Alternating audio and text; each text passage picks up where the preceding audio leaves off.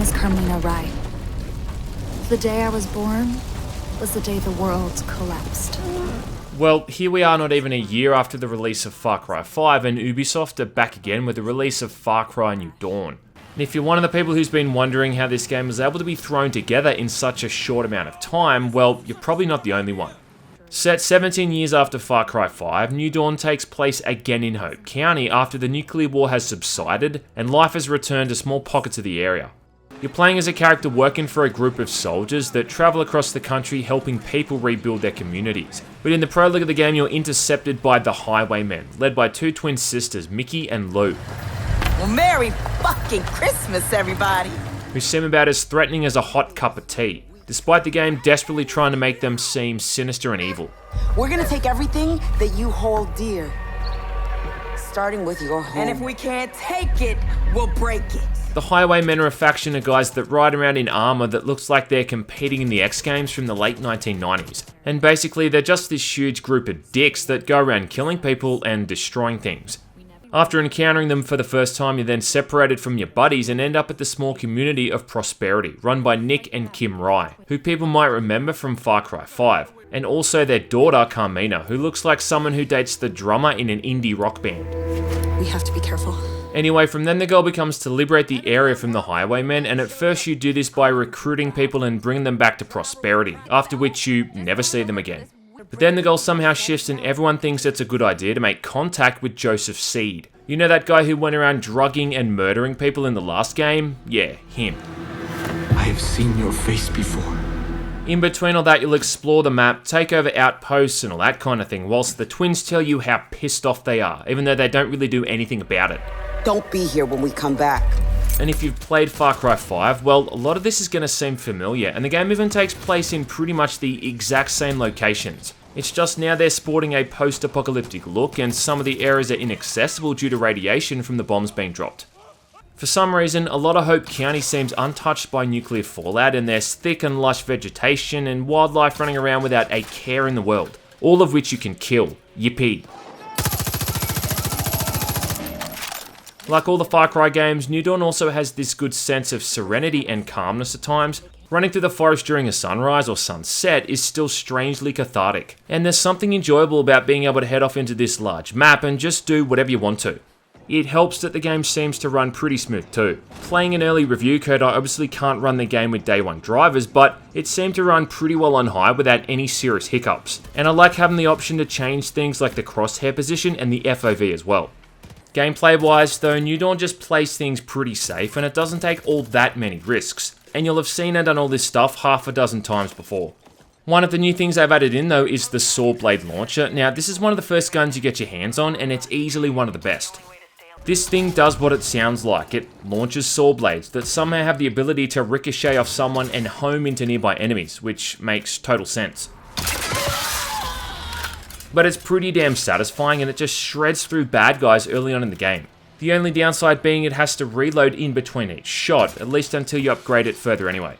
But probably the biggest new inclusion is what's being referred to as a light RPG system. But the thing is, all this is really doing is putting a number on something that's already been existing in the series for a bunch of games now.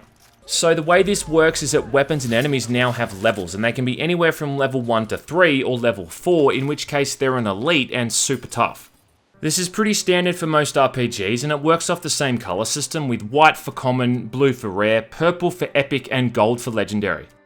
The way this translates into gameplay means that if you're using a level 1 gun against a level 4 enemy, you may as well be farting in their general direction, because it does a similar amount of damage. On the other hand though, if you're using a gun that's at their level, they're going to be a lot easier to deal with. But all this is really doing is forcing the player to grind ingredients just so they can get the better weapons. I mean, a level 4 enemy isn't necessarily smarter. They're not going to be all that much different from a level 1 enemy. The major difference is just that you're simply not going to be able to effectively kill them, unless you've got a level appropriate weapon. Unlike the other games, the only way to get your hands on the better weapons is to craft them yourself. And these guns are all pre-made too, so you don't get to choose your attachments or anything anymore either. You just craft a gun as it is and you're stuck with whatever they give you. Now I guess you could justify this in the sense that it is a post-apocalyptic world, so I mean red dot sights won't be all that common, but it does take away a lot of the weapon customization options from the prior games. Some of the guns do look pretty cool though. Like I like how weapons look like they've been thrown together with duct tape and small pieces of scrap metal and wood. You've got silencers made from spray paint cans or tarp. It fits in with the theme well, and it's also good to still see my favourite weapons returning, like the recurve bow. And I don't think it would be a Far Cry game if I couldn't take guys out from a distance with this thing. And look, once you grind enough to get the loadout you want, the game becomes a lot more enjoyable.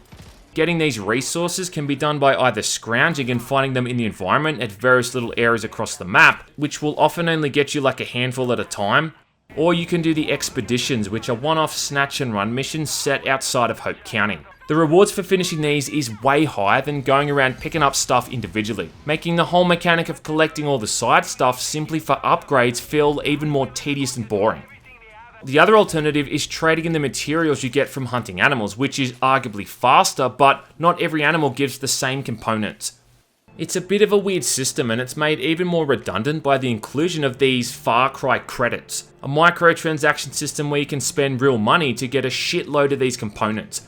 Enough that the crafting system becomes pretty much trivial, and you can easily craft all the guns you want without ever needing to go out and looking for the parts yourself. Now look, I should say that you can find these credits in game too, so spending real money isn't necessary, but spending real money can easily cut down the grind a hell of a lot.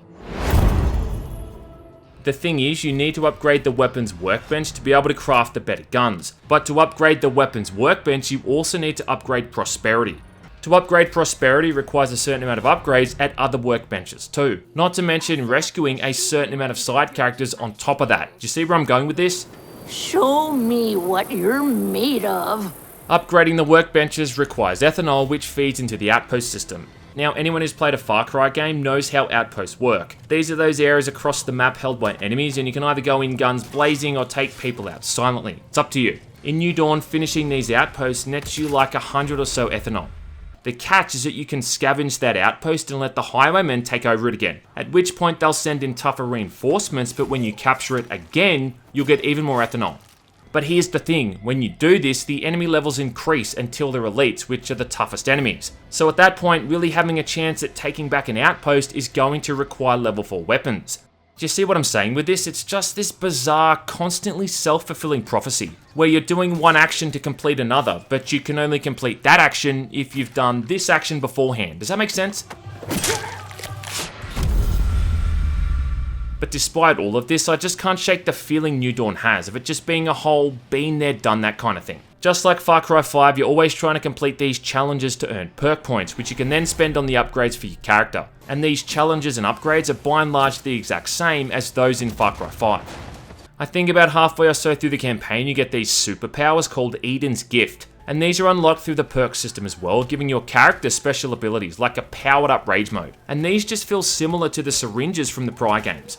There's the buddy for hire system again, which is where you can choose an AI buddy to help you out, and yes, just like before, one of these is a dog, and each of these fills in some kind of support role, be it stealth or combat.